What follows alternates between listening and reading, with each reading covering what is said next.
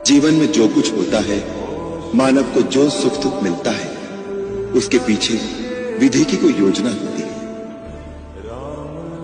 मानव अल्पज्ञ है, वो भविष्य को नहीं जानता।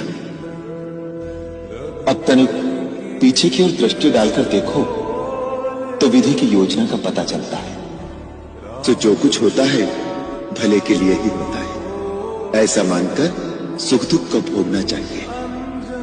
विधाता दुख शिक्षा के लिए देता है और सुख मानवता की परीक्षा के लिए। माणसं जगत जगत राहतात आणि शेवटच्या काळात मागं वळून पाहतात, तेवढे आपण काहीच केलं नाही असं त्यांना सतत वाटत राहत।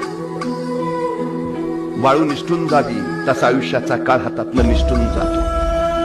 आमच्या पोरांना त्याच्या आयुष्याचं मोल आणि महत्व सांगताना वेळेचं महत्व पहिल्यांदा समजावून सांगा। त्याला सांगा, गेलेला वेळ परत घेता येत नाही, आपला वेळ दुसऱ्याला उधार सुद्धा देता येत नाही, किंवा दुसऱ्याचा तासभर उसना घेता येत नाही। क्षण एकदाच येतो, ज्याला त्याचं संधीत रूपांतर करता येतं त्याच्या आयुष्याचं सोनं होतं।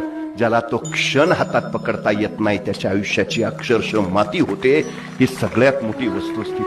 माणसं जगत जगत राहतात आणि शेवटच्या काळात मागं वळून पाहतात, तेवढे आपण काहीच केलं नाही असं त्यांना सतत वाटत राहत। वाळू निष्ठून जावी तसा आयुष्याचा काळ हातातनं निष्ठून जातो। आमच्या पोरांना त्याच्या आयुष्याचं मोल आणि महत्व सांगताना वेळेचं महत्व पहिल्यांदा समजावून सांगा। त्याला सांगा, गेलेला वेळ परत घेता येत नाही, आपला वेळ दुसऱ्याला उधार सुद्धा देता येत नाही, किंवा दुसऱ्याचा तासभर उसना घेता येत नाही। क्षण एकदाच येतो, ज्याला त्याचं संधीत रूपांतर करता येतं त्याच्या आयुष्याचं सोनं होतं। ज्याला तो क्षण हातात पकडता येत नाही त्याच्या आयुष्याची अक्षरशः माती होते। ही सगळ्यात मोठी वस्तुस्थिती। परत फिरायच्या सगळ्या दोऱ्या पहिल्यांदा कापून टाक। यायचंय ना इकडं, सगळे दोर कापून टाक, कारण जोपर्यंत तुमच्याकडे पर्याय आहे तोपर्यंत तुम्ही पूर्ण ताकदीनं पूर्ण क्षमतेनं त्या रस्त्यावर चालूच नाही शकत। ही सगळ्यात मोठी गोष्ट आहे। एकदा घुसला ना सगळे रस्ते कापून टाका, सगळे दोर। आता फिरायचं नाही, जोपर्यंत जिंकत नाही तोपर्यंत फिरायचं नाही। ही गोष्ट आपण निश्चितपणे लक्षात घेतली पाहिजे। माणसं जगत जगत राहतात आणि शेवटच्या काळात मागं वळून पाहतात, तेवढे आपण काहीच केलं नाही असं त्यांना सतत वाटत राहत। वाळू निष्ठून जावी तसा आयुष्याचा काळ हातातनं निष्ठून जातो। आमच्या पोरांना त्याच्या आयुष्याचं मोल आणि महत्व सांगताना वेळेचं महत्व पहिल्यांदा समजावून सांगा। त्याला सांगा, गेलेला वेळ परत घेता येत नाही, आपला वेळ दुसऱ्याला उधार सुद्धा देता येत नाही, किंवा दुसऱ्याचा तासभर उसना घेता येत नाही। क्षण एकदाच येतो, ज्याला त्याचं संधीत रूपांतर करता येतं त्याच्या आयुष्याचं सोनं होतं। ज्याला तो क्षण हातात पकडता येत नाही त्याच्या आयुष्याची अक्षरशः माती होते। ही सगळ्यात मोठी वस्तुस्थिती।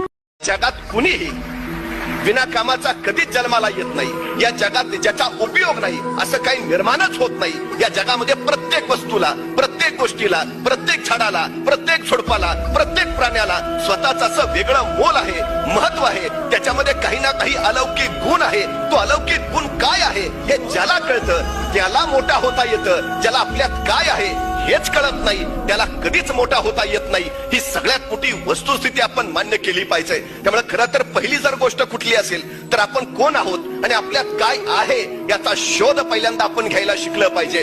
रस्त्यानं चालता चालता आपण सहज म्हणतो, मी त्याला पुरता ओळखून आहे। अरे तू त्याला ओळखून आहे, पण तुला ओळखलंयस का? कोण माणूस मोठा असतो? ही माणसं रात्री अपरात्री लोकांच्या मदतीला धावून जातात, रात्री 12ला फोन उचलतात का? माणूस कोण मोठा असतो? माणूस शरीरानं मोठा म्हणजे मोठा नाही हो। माणूस पैशानं मोठा म्हणजे मोठा माणूस नाही हो।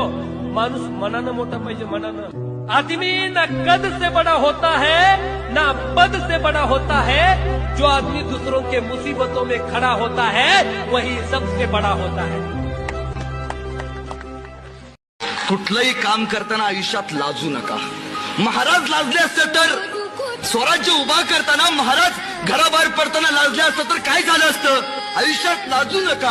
कुठलाही धंदा करताना तो धंदा चालू करा। अरे 20 लोकांच्या जीवावरती महाराजांनी हिंदवी स्वराज्य उभा केलं, पण आज त्या जगातल्या 48 राष्ट्रांवरती भगवा पडतो ते छत्रपती शिवाजी महाराजांच्या पुण्याईमुळे। सो स्वप्न लहान बघितलं का हो, स्वप्न मोठी बघितली. आपण आपल्या पोरांना सुद्धा स्वप्न मोठी बघायला शिकवली पाहिजेत.